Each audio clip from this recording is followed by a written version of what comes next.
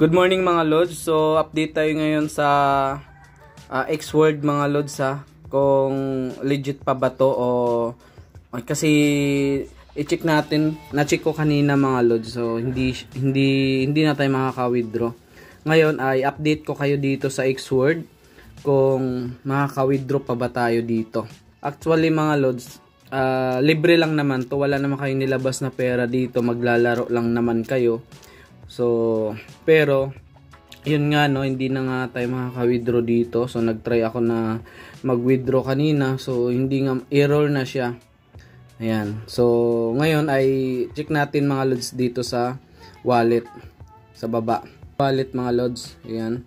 I-click natin yan. So, naano ko na siya mga lods. Oh. Na-trade ko na siya. Ayan. So, ngayon ay withdraw na tayo. Ayan, meron akong 119 pesos, no? Pero hindi nga siya pumasok. Error siya pag mag-withdraw tayo, kaya update ko kayo sa mga apps kung nagbabayad pa ba o hindi na. Natin tong notification.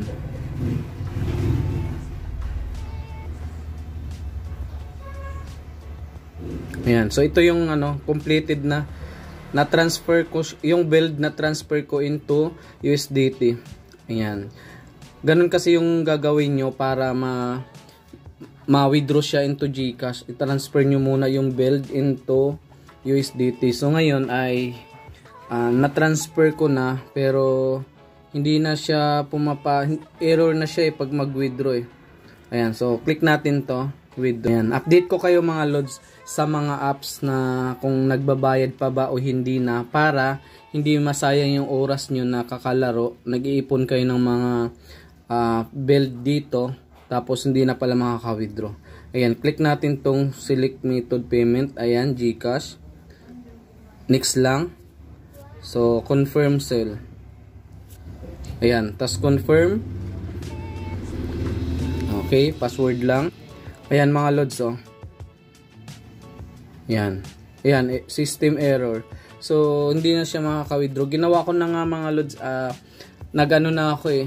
Nag-clear cache na ako, tas clear data, tas nilag out ko. Ganun pa rin, ayaw talaga siya. Ayan, so click natin tong home. Ayan, tapos click natin tong tatlong guhit sa taas. Ito. I-click natin yan. Tapos log out. Napakita ko sa inyo mga lods ha, na nilag out ko na, nag-clear data na ako, nag-clear cache na ako, ayaw pa rin. Ayan, i-connect natin ulit.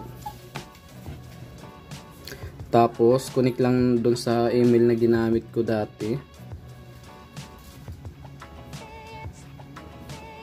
Ayan, tapos, click natin na mag-withdraw ulit. Ayan. So, mamaya, mag-ano tayo mga lods. Mag clear data, pakita ko rin sa inyo kung paano. Ayan, tapos select method GCash. Ayan, so dati kasi mga lods, wala yan dito, wala yan. Maglalagay tayo dito kahit nakapag-withdraw na. So maglalagay pa rin tayo dyan ng name tsaka number ng GCash. Pero ngayon ay meron nang nakalagay eh. Kaya ayan, password lang.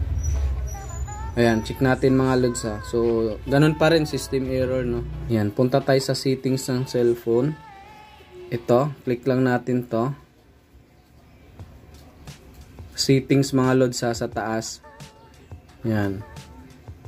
Tapos hanapin natin yung apps. Tapos hanapin natin yung X-Word. Doon sa pinakababa mga lods, yung X. Pinakababa ito. Tapos storage lang. Okay, click natin tong storage. Clear cache na. Tapos clear data. Ayan. Para matanggal lahat yung tas panibagong. Ayan. So 00 na no. Ayan. So balik na tayo dun sa X-Word. X-Word apps. Click natin yan. Yan. So ganun yung gagawin mga lods kung naggaganito din sa inyo. So ganun yung gagawin nyo. Yan, i-connect lang dun din sa account nyo. Tapos try nyo mag-withdraw kung makaka-withdraw pa rin ba kayo. Ayan, so in-update ko lang kayo na bakit nagganito na tong ano, no. So actually naman, libre lang naman siya.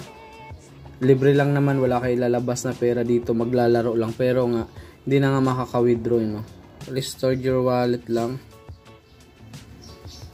Ito na mga lods, no. Click lang natin tong Google Drive Recovery. Ayan. Click lang natin yan. Tapos restore wallet lang. Ayan. So use password. Ayan. So 6 yan mga lods. 6 na kombinasyon ng number. Ayan. Tapos nakalagay dito, need to exchange USDT to PHP. Trade with Xword selected exchange seller. So ayun na. Click lang natin to. PO lang natin. Select payment method. So check natin ulit. Yan. Check natin. Next lang. Confirm. Yan. So yung number, yung password. Okay. Ayun, system error pa rin talaga, no. So yun mga lods, no. Bali hindi na nga tayo makaka-withdraw dito sa Xword. So nakakalungkot lang. Pero ganun talaga mga lods. Hanap na lang tayo ng ibang apps na kung saan ay libre lang din at wala tayong ilalabas na pera. So ngayon ay kukontakin ko muna yung developer nito bakit hindi tayo makaka-withdraw. So yun mga lods, hanggang dito na lang yung video na to. So hindi ka pa nakasubscribe, don't forget to subscribe para ma-update kayo mga lods sa mga nilalaro nyong apps kung nagbabayad pa ba o hindi na. So yun mga lods, good luck, thank you and bye bye. Oh,